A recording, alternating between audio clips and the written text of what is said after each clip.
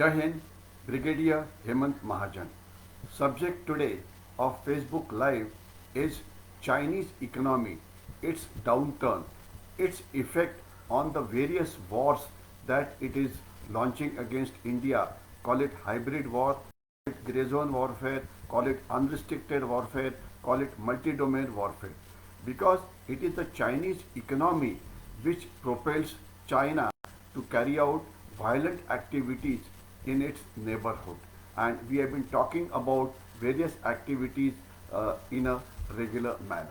So in this talk today, we will carry out an analysis of what the Chinese economy is doing now, what is likely to happen in the coming days, and we will also compare it with the kind of a progress that the Indian economy is making, because that helps you to compare Chinese and the Indian economy. What we have to understand today is that the Chinese economy is definitely going in for a slowdown. The most important news is that in the second quarter of economic growth, its growth has plunged to 0.4%, which is the lowest in 2 years, and it is much below the expectations. What we have to understand is, it was earlier said that Chinese economy will grow at the rate of 1.1%. Remember, compare it with the Indian economy growth, which is between 6.5% to 7.5%, and Indian economy is the fastest growing economy in the world. However, we have to understand that as it stands today, the Chinese economy in terms of size is about 3 to 3.5 times the size of the Indian economy. So we have a long way to go to catch up with the Chinese, but the fact remains that our economy is doing very well as compared to the rest of the world, and most important, as compared to the Chinese. So is there a slowdown which is on cards in China? Is there going to be a stagflation, as they call it, that is inflation and not growing? The extent of the downfall of the Chinese economy is very surprising, because everybody was expecting it to grow much faster. Remember, the Chinese figures are always cooked up and they do not reflect the actual state on ground. But there are enough battle indications which indicate that the Chinese economy is doing badly. I'll give you 2-3 more important examples. Today, Sri Lankan crisis is very well known. Rajpaksa brothers have lost power there, and what is happening in Sri Lanka is being covered very well by the electronic media. Now, China, which had invested very heavily in Sri Lanka, why it did not bail out Sri Lanka? It could have easily done it given the kind of an economic strength that they have, but they have not done it simply because they are not in a position to do it. That is what is more important. Similarly, lot of experts are saying that Pakistani economy, and Pakistan is in doldrums, but Pakistan, despite asking help from China, has not got any help from China, simply because Chinese do not have the capacity to give help. Then also remember, China, if you have read today's newspapers, it says that Philippines Belt and Road Initiative, which China was going in for, has been completely been wound down. That means there is going to be no Belt and Road Initiative. In fact, all this One Belt, One Road, Belt and Road Initiative of the Chinese today, more than $5.5 trillion of investment seems to have gone down the drains, while Chinese have been able to get some land in Sri Lanka, get some airports in Pakistan, get some ports in Pakistan, etc. But the fact is, economically, they have been a disaster. That is what we need to understand. So that very clearly tells you that there are serious problems as far as Chinese economy is concerned. As far as the technical boom down is concerned, one would remember that lot of technological companies have wound up. There are reports from Chinese Silicon Valley, places like Shenzhen, all where they are saying that they are going in for a bust. and Chinese economic problems are only increasing. Uh, Technological problems of China have been covered earlier. How they are not doing well has been covered earlier. But also remember, while talking of technology, here very briefly I mentioned about the Chinese companies, the way they are functioning in India.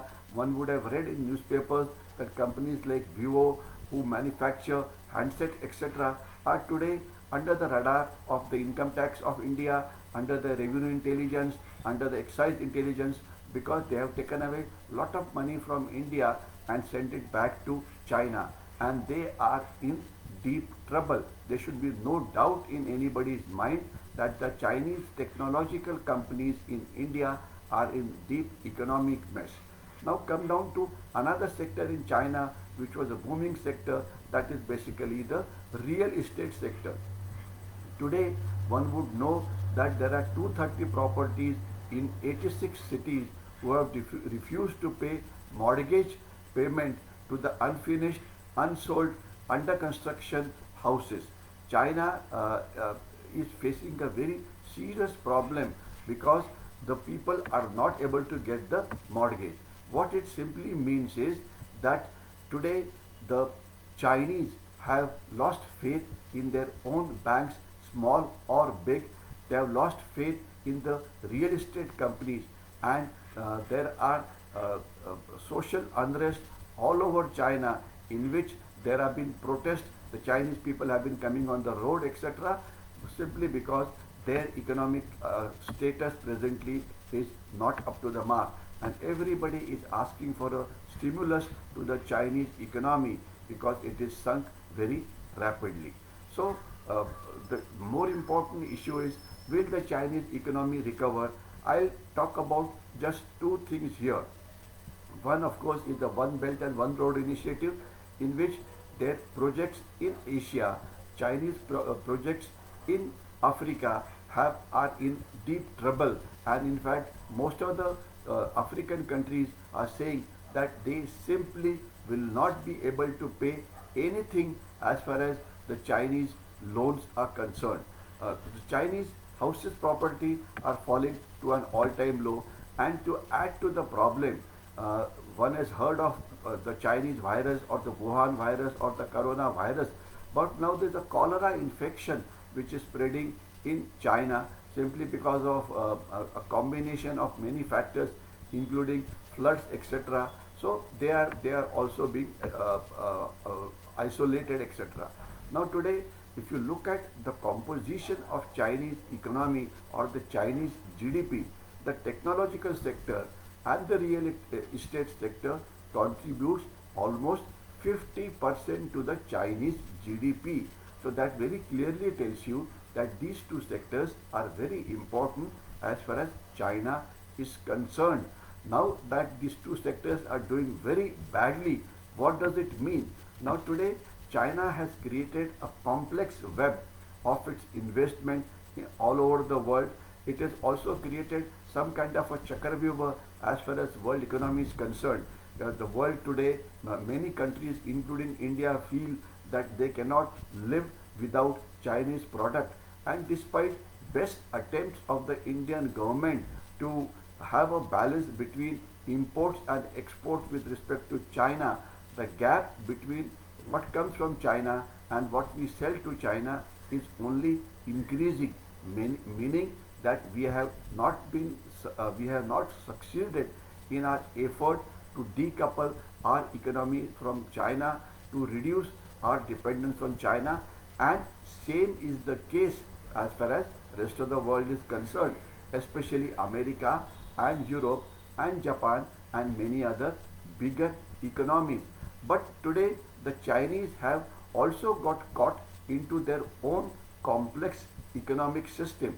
I'll just give you an example that the Chinese people have deposited their hard-earned life saving in the Chinese bank, which gives good interest.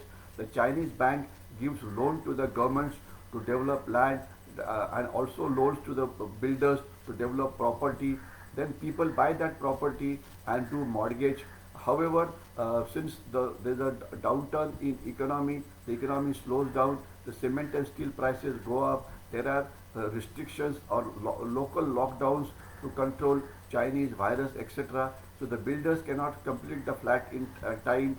He cannot repay the money back to the bank. So therefore, which means that a common man has to shift to a lesser paying technological job because you cannot pay your mortgage dues. The bank asks you for deposit. Bank cannot pay it back because the developer is not giving the money back, etc. So it's a complex thing. Money deposited in the bank giving it to somebody, some other technological company or a real estate company, that in turn trying to build projects, that in turn selling it to common people, people buying it under mortgage but not able to repay. So everybody who's got caught into this complex web is not able to repay anything back, so the economy slows down. And so the crisis is so serious as far as the housing is concerned that today a lot of Chinese are on the roads and the banks are after the Chinese people to repay their loans back. So therefore there is a fair amount of social unrest. Nearly home buyers in 22 cities have said, sorry, we cannot pay any mortgages.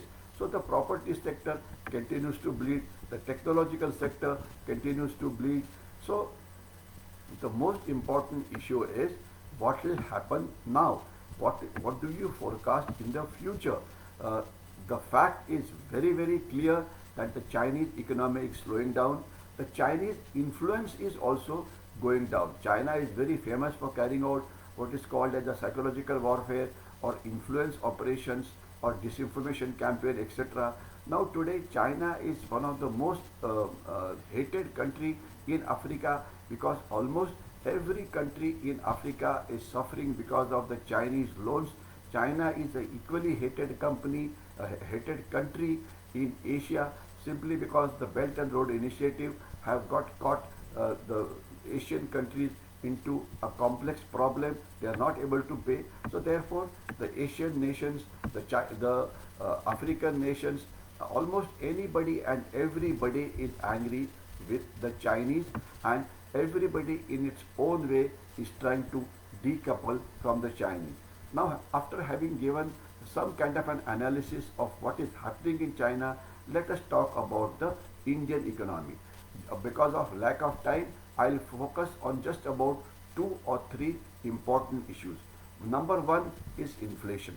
We have been able to control our wholesale price inflation as well as retail price inflation quite well, though it is better than most of the countries.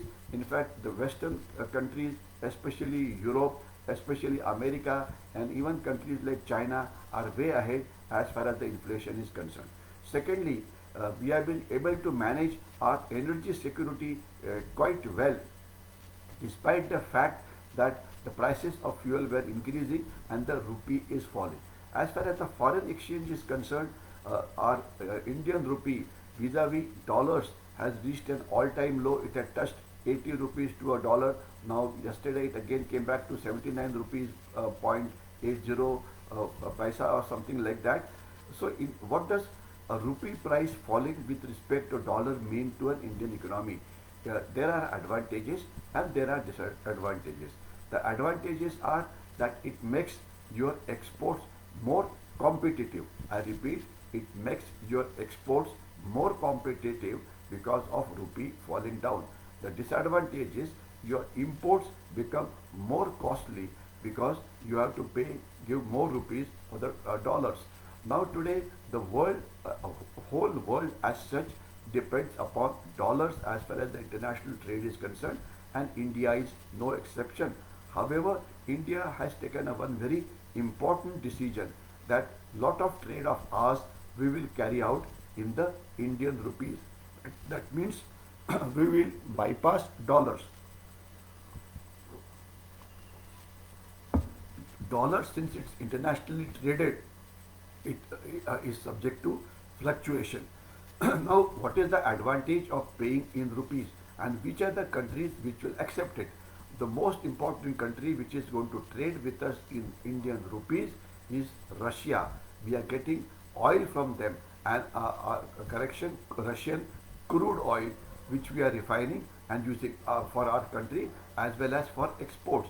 So near Russian crude today is almost 30% cheaper than the other crude basket that we managed to get from the other countries. So it is really helped us to cushion our energy security, and it was a very good decision taken to start trading in rupees. Of course, trading in rupees will take some time. The system, however, is there. We have our economic banks which are already carrying out UPI transactions, etc. Another country which is going to trade with us in rupees is Iran, obviously because they are also short of dollars. In addition to that, South Asian countries like especially Bhutan and Nepal, and for that matter Sri Lanka, Maldives, etc., would want to get it into the rupees, simply because both the countries, India and these friends, will benefit because of this. So trading in rupees, going for imports and exports in rupees is a good step. However, for it to do well will take some time, but definitely a good journey. We have made a good beginning as far as trading is concerned. Inflation is under control. Energy security has been controlled quite well. In addition to this, the stock markets have been going down repeatedly because the Western countries, or called as the financial portfolio investors, or call it financial institution investors, especially of the Western world, have been withdrawing money from the Indian market.